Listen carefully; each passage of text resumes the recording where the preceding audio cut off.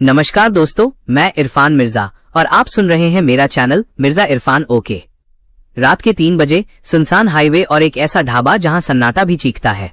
क्या हो अगर आप जिस ढाबे पर खाना खा रहे हो वहां के लोग इंसान नहीं बल्कि वो रूहें हों जो सालों पहले एक आग में जिंदा जल गई थी। मेरे एक दोस्त के साथ सुल्तानपुर हाईवे पर वो खौफनाक मंजर गुजरा जिसे सुनकर मेरी रूह कांप गई थी। आज मैं आपको उस खूनी ढाबे का वो सच बताऊंगा जो किसी नक्शे में दर्ज नहीं है। दोस्तों, आज की ये कहानी मेरे एक बहुत करीबी दोस्त अकरम की है। अकरम पेशे से ड्राइवर है और रात के वक्त हाईवे पर गाड़ियां दौड़ाना उसका रोज का काम है। लेकिन उस रात सुल्तानपुर हाईवे पर उसके साथ जो हुआ उसने अकरम को अंदर तक झकझोर कर रख दिया। रात के करीब 2:30 बजे बज रहे थे। कोहरा इतना घना था कि अकरम को अपनी गाड़ी के बोनट के आगे कुछ दिखाई नहीं दे रहा था। हाईवे पर दूर दूर तक कोई दूसरी गाड़ी नहीं थी, सिर्फ सन्नाटा और पेड़ों के बीच से आती सरसराहट की आवाजें। अकरम को जोरों की भूख लगी थी। वो बस एक ऐसी जगह ढूंढ रहा था जहां रोशनी दिखे और चाय मिल जाए। करीब 10 किलोमीटर चलने के बाद अचानक कोहरे के बीच से एक धुंधली पीली रोशनी नजर आई। पास पहुंचने पर देखा कि सड़क के किनारे एक पुराना सा ढाबा खड़ा है, अमन होटल। ढाबे की छत पर टिन की चादरें पड़ी थी जो हवा से धीरे धीरे टकरा रही थी, कैट कैट जैसे कोई दांत किटकिटा रहा हो। बाहर 3 पुराने ट्रक खड़े थे जिन पर धूल की मोटी परत जमी थी, जैसे वो बरसों से वहां खड़े हों। अकरम ने सोचा कि शायद ढाबा खुला है। वो गाड़ी खड़ी करके नीचे उतरा। बाहर की हवा इतनी ठंडी थी कि अकरम के हाथ पांव सुन्न होने लगे, लेकिन उस ढाबे के अंदर से तंदूर की सौंधी खुशबू आ रही थी। जैसे ही अकरम ने ढाबे के अंदर कदम रखा, उसे एक अजीब सी बेचैनी हुई। अंदर 4-5 लोग अलग अलग मेजों पर बैठे थे। सब के सब अपने खाने में मशगूल थे, लेकिन अजीब बात यह थी कि कोई एक शब्द भी नहीं बोल रहा था। ढाबे के अंदर एक अजीब सी हमिंग साउंड आ रही थी, जैसे हजारों मधुमक्खियां एक साथ गुनगुना रही हो। अकरम एक कोने वाली मेज पर बैठ गया। मेज पर रखी हुई लकड़ी काली पड़ चुकी थी और उस पर पुराने खून जैसे धब्बे सूखे हुए थे। अकरम ने आवाज दी, ओ भाई, कोई है? कोई जवाब नहीं आया।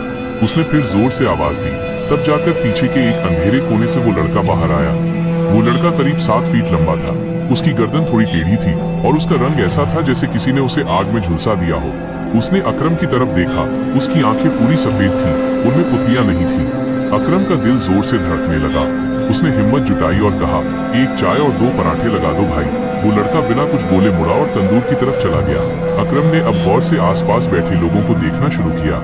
उसकी बगल वाली मेज पर एक आदमी बैठा था जो मांस का एक बड़ा टुकड़ा हाथ से नोच रहा था। जब उस आदमी ने अपना सर घुमाया तो अकरम की रूह कांप गई। उस आदमी का निचला जबड़ा गायब था, फिर भी वो चबाने की आवाज निकाल रहा था।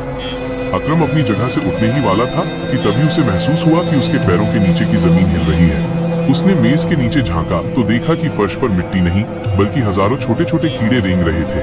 तभी वो लंबा लड़का वापस आया और अकरम के सामने एक पीतल की थाली रख दी। उस थाली में जो पराठा था वो हिल रहा था जैसे उसके अंदर कुछ जिंदा हो। अकरम ने अपनी जेब से मोबाइल निकाला ताकि टॉर्च जलाकर देख सके, लेकिन जैसे ही मोबाइल की रोशनी उस लड़के के पैरों पर पड़ी, अकरम की चीख निकलने ही वाली थी। उस लड़के के पैर घुटनों से पीछे की तरफ मुड़े हुए थे और वो जमीन से 2 इंच ऊपर तैर रहा था। अकरम ने भागने के लिए दरवाजे की तरफ रुख किया, लेकिन जहां दरवाजा था अब वहां सिर्फ एक काली दीवार खड़ी थी। ढाबे की सारी लाइटें एक साथ बुझ गईं और सिर्फ तंदूर की नीली आग जलती रही। उस नीली रोशनी में अकरम ने देखा कि ढाबे में बैठे वो तमाम मुसाफिर अब खड़े हो चुके थे और सब के सब अपनी मुड़ी हुई कोहनियों और टेढ़ी गर्दनों के साथ अकरम की तरफ बढ़ रहे थे। उनकी आंखों से काला पानी बह रहा था और वो सब एक साथ फुसफुसा रहे थे, तुम यहाँ खाने नहीं आए हो अकरम, तुम हमारा खाना बनने आए हो। अकरम ने अपनी आंखें बंद कर ली और उसे याद आया वो कड़ा जो उसके पीर साहब ने उसे दिया था। उसने पूरी ताकत से उस कड़े को फर्श पर पटका और चिल्लाया।